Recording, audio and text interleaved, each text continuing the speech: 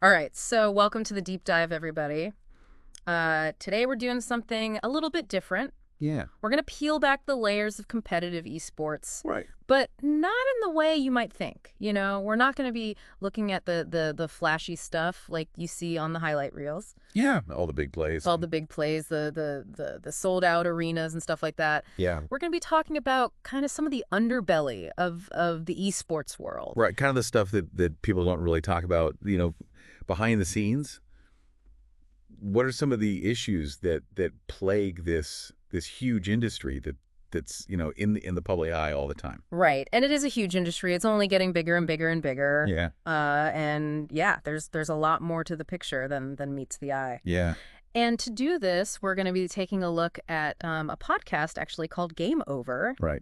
hosted by Alex and Jamie. Mm-hmm. And the specific episode we're going to be looking at is Esports Dirty Secrets, the dark side of competitive gaming. Yeah, they did a really good job of kind of, like you said, peeling back the layers and showing you the nitty gritty. And esports is something that we cover a lot on this show. Yeah. But we want to give you like an even deeper dive than we normally do. Yeah, and like a really concentrated look at some of these things that maybe we've only glossed over in the past or that we haven't even gotten into at all. Yeah, and I think what's fascinating right off the bat is just the level of commitment these players have to put in. Yeah. When you think about a regular job, Yeah. you go in, you do your 8 hours, you go home. Right, 9 to 5. Yeah, 9 to 5. But in esports, you've got players, some as young as 16, 17 years old, who are practicing up to 14 hours a day. Oh my gosh, it's like a full-time. It's more than a full-time job. Yeah.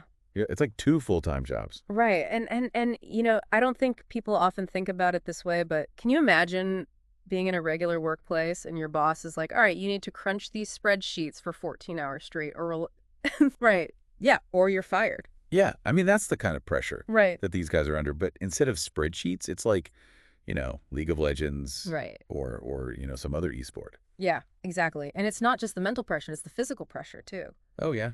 The Game Over script mentions a case where a player actually collapsed from exhaustion mid-tournament. Oh, my gosh. I mean, you can see the toll that it takes on these players. Wow. And I think what's even more disturbing is that a lot of teams will just readily replace players that are burned out Really? as if they're like interchangeable parts, Oh, wow. Yeah. which is really concerning because these are human beings. Yeah, they're not machines. They're not machines. Like, oh, this one's broken, bring in the next one. Exactly, yeah. Wow. And it just kind of raises this question of, are we, valuing player well-being enough in this industry? Yeah. Are we providing them with the support that they need Right. to thrive? Because, we talk about burnout in other industries. Right. But in esports, it seems like it's almost like a badge of honor. Yeah, right. Oh, I grinded so hard I slept under my desk. Exactly. Yeah, it's crazy. It's a very different mindset. And I think the other thing that's really concerning is that a lot of esports organizations don't even offer basic benefits like healthcare to their players. Yeah. And I remember this line from the Game Over episode where they said, "Here's an energy drink, kid, good luck." Oh my gosh, that's so... And it kind of sums up the disparity Yeah. between the high stakes and the lack of support. Right, they're playing for millions of dollars potentially, Yeah. and they don't even have health insurance. Exactly. And it's just kind of a recipe for disaster. Wow. So Oh. so what's driving this whole, grind culture? I mean, it can't just be about the desire to win, right? There's got to be some other... Well, I think a big part of it is the financial aspect. Yeah.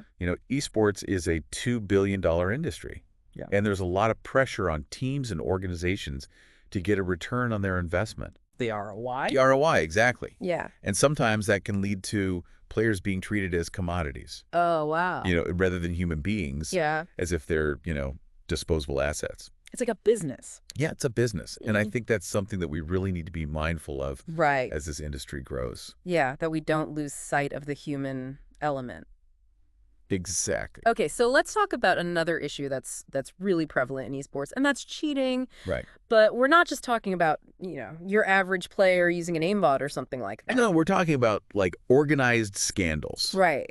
Things that go way beyond just like, typical in-game hacks. Right. And one example that the Game Over script mentions is a CSGO coach who exploited a bug in the game to gain an unfair advantage during a major tournament. Oh, wow. So this bug basically allowed him to see the opposing team's positions. Oh my gosh, that's huge. Yeah, it's a huge advantage. And he got a 2-year ban for it. But the thing that's really interesting is, did the players on his team know that he was doing this? Oh, right. You know, were they complicit or were they just following their coach's Right. instructions? Yeah. And it kind of raises this question of accountability. Yeah. Who's ultimately responsible for cheating? Yeah. Is the player? Is it the coach? Is it the organization? Right. And what's the appropriate level of punishment? Exactly. Yeah, that's really interesting. Yeah. Okay, so another form of cheating that we see in esports is match fixing. Right. And the Game Over script talks about a Valorant team in Asia that intentionally lost games for gambling payouts. Yeah, it's basically like, you're throwing the game Right. in exchange for money. Yeah. And it's a big problem because it undermines the integrity of the competition. Right. It makes people question whether the results are legitimate. Yeah, nobody wants to watch something if it's rigged. Exactly. And the Game Over, Yeah. you guys had this kind of funny way of putting it. They said it's like a less glamorous version of Ocean's 11. Right. Like, Yeah. just with more RGB lighting and fewer movie stars. Yeah, exactly. And I think it's a good analogy because it really captures the essence of match fixing. Right. It's about deception Yeah. and financial gain. Yeah. Okay, so let's shift gears a little bit and talk about toxicity, Right. which is something that I think everybody who's played online games is familiar with. Yeah, to some extent. But it goes beyond just, trash talk and Yeah. in a random pub match or whatever. Yeah. This is something that we see at the professional level as well. Yeah, absolutely. And it can be really, really harmful. Yeah, the Game Over script specifically talks about the harassment that female esports players face, Oh, yeah. which is really a disturbing aspect of this. Yeah. I mean, I've heard some horror stories. Yeah, it's awful. And, it can have real world consequences. Yeah. The script mentions an Overwatch pro who actually quit the scene because of death threats that she was receiving online. Oh, my gosh. I mean, that's just insane. That's scary. It is scary, and it just shows how serious this issue is. Right. And I think the problem is that a lot of organizations aren't doing enough to address this toxic culture. Right, they're not taking it seriously enough. Yeah, they might punish individual players, Yeah. but they're not really getting to the root of the problem. Yeah. And it's not just directed at players either. Yeah. The Game Over. Yeah. Guys talked about fan wars and extreme behaviors like doxing. Oh, yeah, where they post somebody's personal information online. Yeah, exactly. Yeah. And it's just crazy the lengths that some people will go to. Yeah, it's like they forget that there's a human being on the other side of the screen. Exactly. Yeah. Yeah.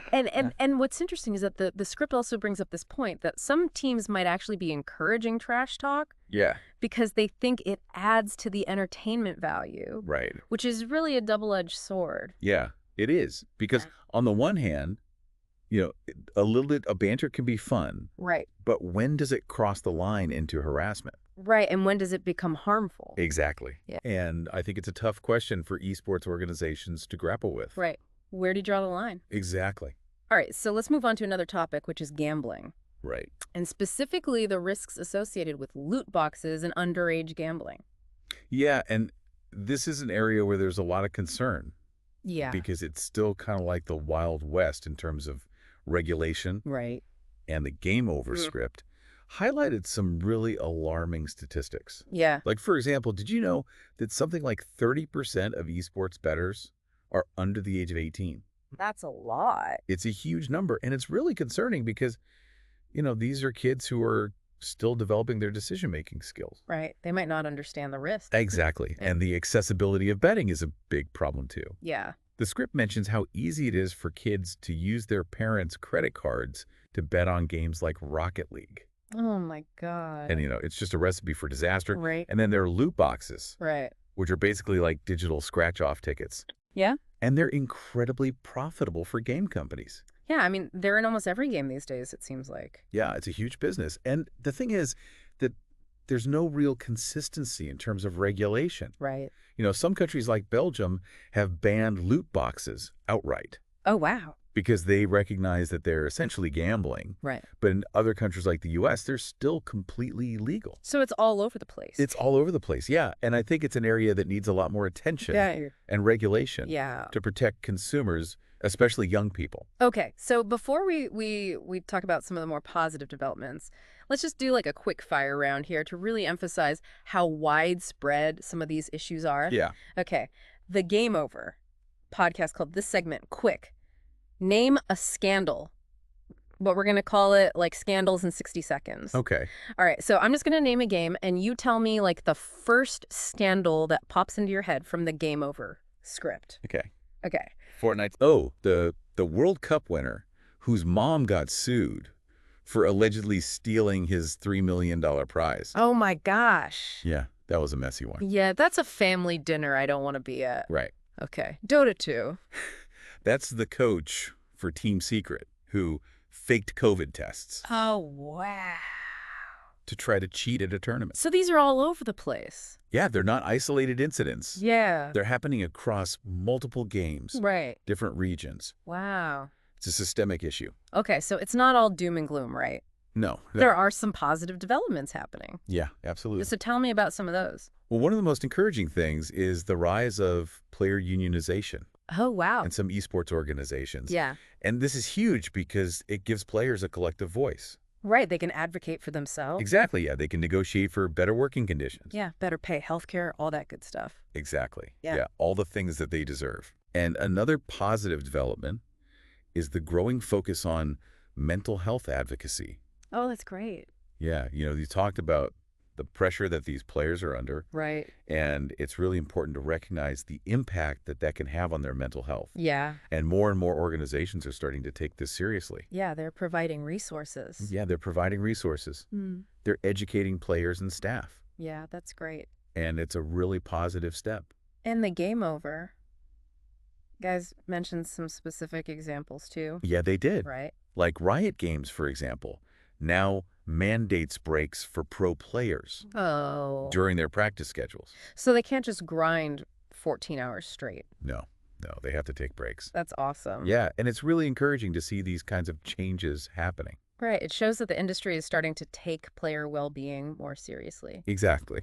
Okay, so what can we do as fans, Yeah. as viewers? Well, I think Gabemo guys had a really good point about this. They said that fans have a lot of power, Right. where we choose to spend our money, Right. where we choose to watch, Yeah. who we choose to support. Right. All of that sends a message to the industry. Yeah. So if we want to see more ethical practices, if Mhm. we want to see more support for players, Yeah. we need to support organizations that are doing those things. Yeah, and call out the ones that aren't. Exactly. Yeah. We need to be vocal Right. about what we want to see in this industry. Right. So I think the main takeaway from this deep dive is that, esports is an amazing thing. It's exciting, it's innovative, It is. but there are some real challenges that need to be addressed. Yeah, absolutely. And we need to be aware of those challenges. Yeah. And we need to be talking about them. We can't just ignore them. Right. We need to bring them to light, and we need to work together to find solutions. All right, so I think this has been a really good look at the kind of less glamorous side. Yeah, the underbelly Yeah, the underbelly of esports. of esports. And, speaking of diving deeper into the digital world, maybe next time we'll take a look at NFTs Oh, yeah. and gaming. That's a whole other can of worms. Right. Is it the future of ownership? Hmm. Or is it just another scam? Right. I don't know, but we can dive into that next Yeah. time. But until then, I think the Game Over guy said it best. Oh, yeah. Keep your macros clean in game Right. and keep your morals even cleaner out of game. Exactly. All right. Thanks for joining us on this deep dive. See you next time.